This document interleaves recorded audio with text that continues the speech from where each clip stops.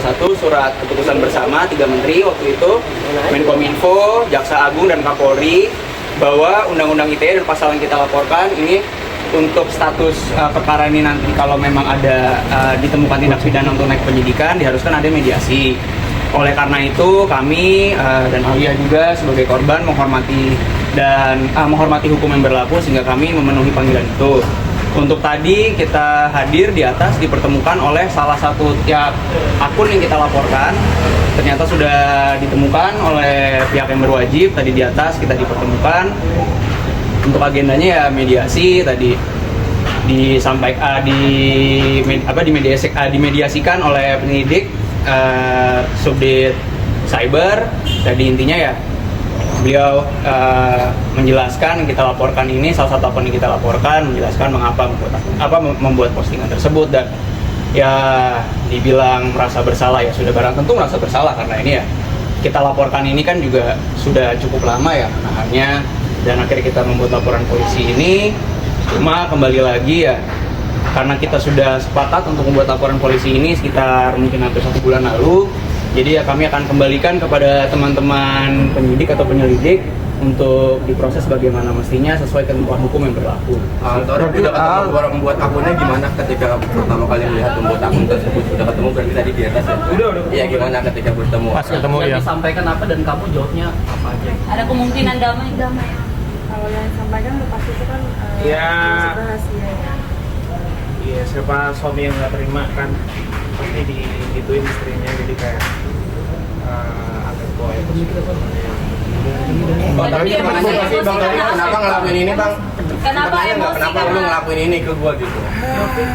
Ya tadi sih sebetulnya kalau misalnya dibilang apa yang disampaikan yang mungkin agak confidential ya. Yes. Cuma kalau misal digambarkan tadi ya pertama saya buka sebagai kuasa hukum menengahkan, lalu dari saya juga menanyakan ini maunya bagaimana, karena kan sebetulnya kita ini pelapor. Kalau misalnya kita mengikuti ya dulu sebelum ada SKB, mediasi dalam hal seperti ini kan sebetulnya tidak dibutuhkan. Cuma karena kami menghargai aturan hukum yang berlaku ya udah kami datang, kita tanya ya maunya apa ya. Yang bersangkutan sih bilang kalau merasa bersalah mungkin.